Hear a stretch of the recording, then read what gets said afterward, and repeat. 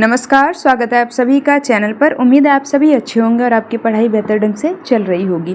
तो आधुनिक हिंदी कविता छायावाद तक का जो पेपर आपके सिलेबस में संकलित है ना, ये मैंने चैनल पे ऑलरेडी पढ़ा रखा है। एक एक कविता मैंने पढ़ा दी है, समझने में आपको कोई दिक्कत नहीं होगी। लाइन बाय लाइन मैंने कविताओं को एक्सप्लेन किया है, ठीक है।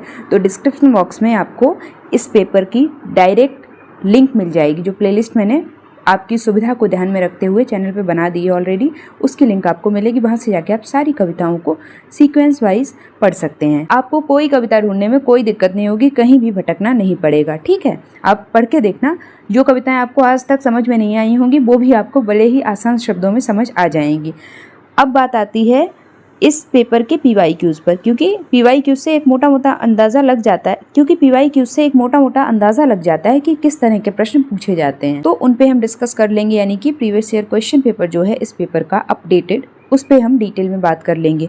इसके बाद 3 प्रश्नों पर और बात होगी आज के वीडियो में। वो क्या है? सबसे पहला है कि कम समय में क्या क्या पढ़ें, यानी अभी 1-2 दिन का जो समय बचा है उसमें आप किन किन चुनिंदा टॉपिक्स को पढ़ लें जिससे आपको कोई दिक्कत ना हो। क्योंकि कई बच्चे ऐसे होंगे जिन्होंने अभी कुछ नहीं पढ़ा होगा, है ना।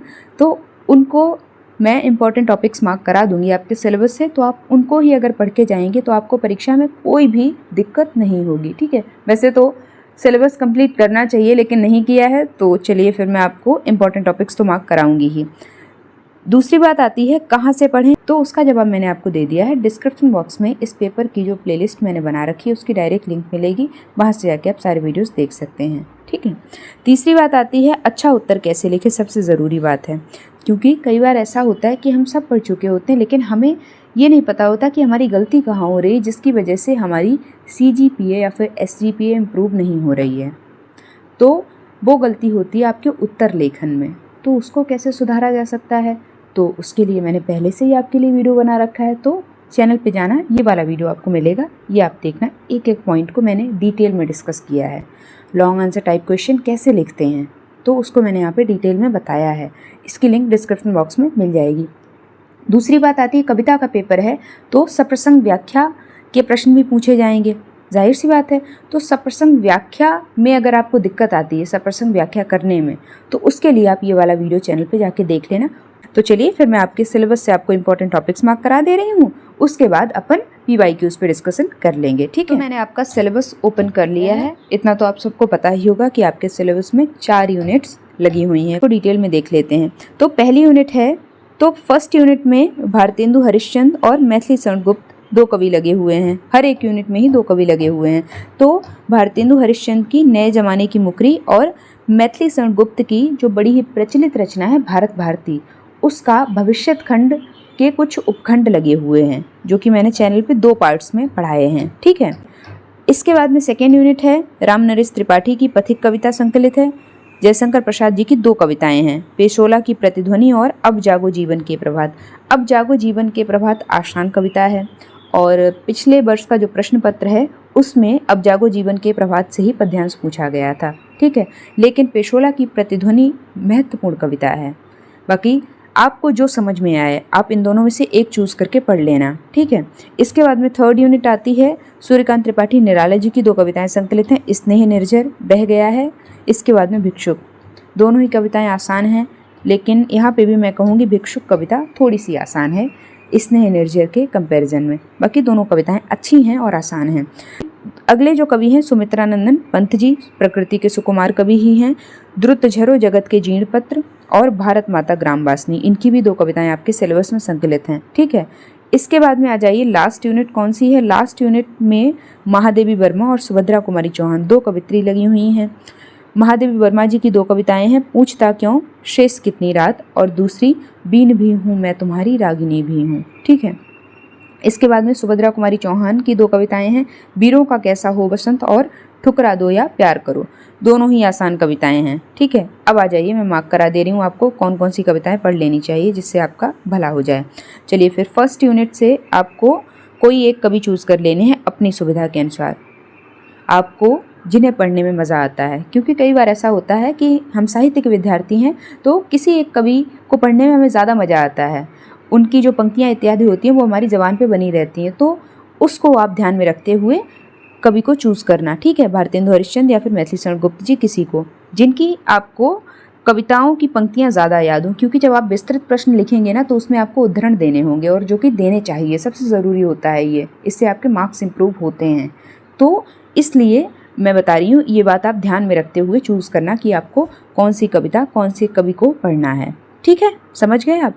अब आप जो चूज़ करें, नए ज़माने की मुकरी आसान है, पढ़ सकते हैं। भारत भारती का भविष्यत खंड बेहद आसान है, बहुत ही महत्वपूर्ण पद लगे हुए हैं, लेकिन समझने में कोई दिक्कत नहीं आएगी, आप वीडियोस देख लेना, ठीक है। अब चॉइस आपके ऊपर है, आप किसी एक कवि को चूज़ कर लेना बिंदास। इसके बाद में सेकेंड यूनिट से भी आपको किसी एक कवि को चूज़ करना है, आप रामनरेश त्रिपाठी या फिर जयशंकर प्रसाद जी को चूज़ कर सकते हैं, ठीक है। रामनरेश त्रिपाठी की पथिक पढ़ लीजिए या फिर जयशंकर प्रसाद जी की, इन दोनों कविताओं में से किसी एक को पढ़ लीजिए, क्योंकि जो सप्रसंग व्याख्या पूछी जाएगी ना, 3 सप्रसंग व्याख्याएं पूछी जाएंगी, ठीक है, और 4 विस्तृत प्रश्न पूछे जाएंगे, टिप्पणी नहीं पूछी जाएगी आपसे।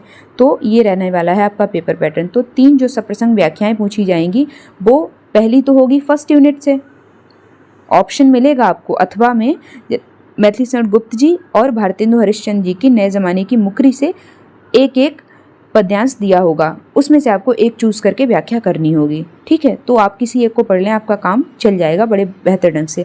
दूसरी जो सप्रसंग व्याख्या होगी वो कहाँ से पूछी जाएगी, सेकेंड यूनिट से पूछी जाएगी। रामनरेश त्रिपाठी की पथिक कविता और जयशंकर प्रसाद जी की पेशोला की प्रतिध्वनि या फिर अब जागो जीवन के प्रभात से आपको पद्यांश देखने को मिलेगा, और वहाँ पे भी आपके पास चॉइस होगी कि आप पथिक को, मतलब पथिक का जो पद्यांश है उसकी व्याख्या करना चाहते हैं या फिर जयशंकर प्रसाद जी की, इन दोनों कविताओं से कोई एक पद्यांश आपको देखने को मिलेगा, तो उसको ध्यान में रखते हुए आपको पढ़ना है। इसके बाद में तीसरी जो व्याख्या रहने वाली है, तीसरा जो पद्यांश रहने वाला है, वो आपका थर्ड और फोर्थ यूनिट से पूछा जाएगा। बाकी थर्ड यूनिट की बात करूं तो आपको सूर्यकांत त्रिपाठी निराला या फिर सुमित्रा नंदन पंत में से किसी एक को आप चूज कर लेना, कोई आपको दिक्कत आएगी नहीं, ना सप्रसंग व्याख्या में दिक्कत आएगी, ना ही विस्तृत प्रश्न करते समय दिक्कत आएगी, कोई ना कोई प्रश्न यहाँ से फंस ही जाएगा। अब आप खुद चूज करना, आपको जिन्हें पढ़ने में आसानी लगती है, क्योंकि 1 या 2 दिन का समय है, तो आपको जिन्हें पढ़ने में आसानी लगती है ये आप खुद अपनी सुविधा के अनुसार चूज़ करना। मैं इसमें कैसे बताऊं कि आपको किस रचनाकार को समझने में आसानी होती है, बाकी आप किसी एक को यहाँ पे भी चूज़ कर लेना। और अंतिम यूनिट में भी आपको सेम चीज़ ही करनी है, महादेवी वर्मा या फिर सुभद्रा कुमारी चौहान में से किसी एक की दोनों कविताएँ पढ़ के जाना है, समझ गए आप। तो अब आपको आइडिया लग गया होगा कि आपको किन टॉपिक्स को पढ़ना है, किन टॉपिक्स को छोड़ना है। तो फिर चलिए पीवाई क्यूज पे भी अब बात कर ही लेते हैं। मैंने प्रश्न पत्र आपका ओपन कर लिया है। सबसे पहले बात कर लूँ कि पेपर पैटर्न क्या रहने वाला है, फिर से एक बार बता दे रही हूँ। 90 अंक का प्रश्न पत्र होगा, जिसमें आपको 3 सप्रसंग व्याख्याएं देखने को मिलेंगी, और तीनों ही सप्रसंग व्याख्याएं जो हैं, पद्यांश जो हैं, वो कितने अंक के होने वाले हैं, 10-10 अंक के होने वाले हैं, यानी कि 30 अंक का जो पोर्शन है वो आपका सप्रसंग व्याख्या का हो जाता है, ठीक है, क्लियर। इसके बाद में दूसरी बात आती है लॉन्ग आंसर टाइप क्वेश्चंस की। तो 4 विस्तृत प्रश्न पूछे जाएंगे और कितने अंक के होंगे, 15-15 अंक के होने वाले हैं, ठीक है। तो यहाँ से आपके कितने अंक हो जाते हैं, 90 अंक बन जाते हैं, ठीक है। अब आ जाइए प्रश्नों पे बात कर लेते हैं। 3 घंटे का आपको समय मिलने वाला है, ये तो आप सभी को पता ही होगा। तो पहला जो प्रश्न है वो सप्रसंग व्याख्या का है और ये कहाँ से पूछा गया है, आप सभी को समझ आ जाना चाहिए। सखी सज्जन लिखा हुआ है, तो ये कहाँ से है, नए जमाने की मुकरी से है। इसके बाद अथवा में भारत भारती से पद्यांश है।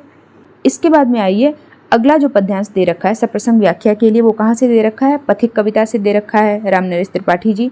इसके बाद में अथवा में जो दे रखा है, ये कहाँ से दे रखा है, ये जयशंकर प्रसाद जी की अब जागो जीवन के प्रभात कविता से दे रखा है। इसके बाद में आ जाइए तीसरे पद्यांश पर।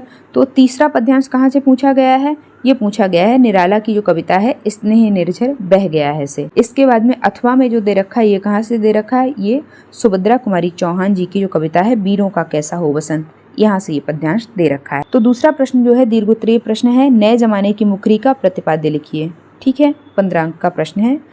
इसके बाद में अथवा में भारत भारती के भविष्यत खंड में निहित जीवन दृष्टि का परिचय दीजिए। उदाहरणों के साथ में आपको बात करनी होगी, कविता का पेपर है, ये चीज़ आपको ध्यान में रखनी होगी, ठीक है। वैसे तो आप जो वो वाला वीडियो देखेंगे ना, अच्छा उत्तर कैसे लिखें, उसमें ये सारी चीज़ें मैंने डिटेल में डिस्कस की हैं, लेकिन यहाँ पे मैं फिर भी बता दे रही हूँ कि आपको उदाहरण देने होंगे, देने चाहिए। इससे एग्जामिनर पे इम्पैक्ट अच्छा पड़ता है और आप अधिक अंक प्राप्त करने के दावेदार बन जाते हैं। आ जाइए, तीसरा प्रश्न जो है वो है पथिक कविता से रामनरेश त्रिपाठी जी की।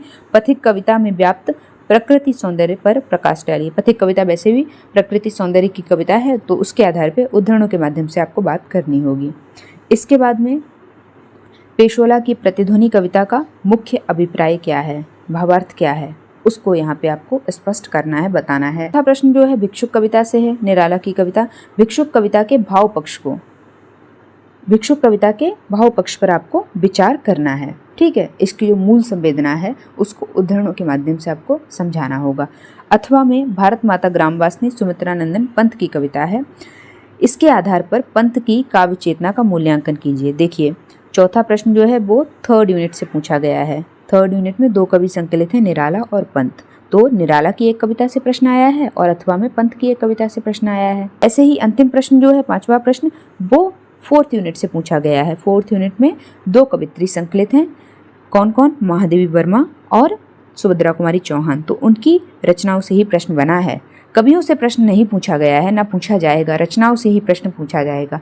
तो 5वां प्रश्न है पूछता क्यों शेष कितनी रात, महादेवी वर्मा की कविता है। कविता की मूल संवेदना स्पष्ट करनी है आपको, ठीक है। इसके बाद में अथवा में सुभद्रा कुमारी चौहान की कविता है ठुकरा दो या प्यार करो। कविता के शीर्षक की सार्थकता पर प्रकाश डालना है, यानी कविता को ध्यान में रखते हुए उसका जो शीर्षक है ठुकरा दो या प्यार करो वो कितना सार्थक सिद्ध होता है, कितना सटीक बैठता है, इसको आपको यहाँ पे बताना होगा। तो ये था आपका प्रश्न पत्र जिसको डिटेल में हमने देखा। आई होप आपकी इस वीडियो से मदद हो। तो उम्मीद करती हूँ कि आपको वीडियो अच्छा लगा होगा और आपके लिए हेल्पफुल रहेगा। तो वीडियो को लाइक किया करिए अगर वीडियोस अच्छे लगते हैं, हेल्पफुल लगते हैं और लगता है कि इस चैनल से आपकी वाकई हेल्प हो रही है। बाकी डिस्क्रिप्शन बॉक्स में आपको टेलीग्राम चैनल की भी लिंक मिलेगी, तो टेलीग्राम चैनल से भी जुड़ जाना।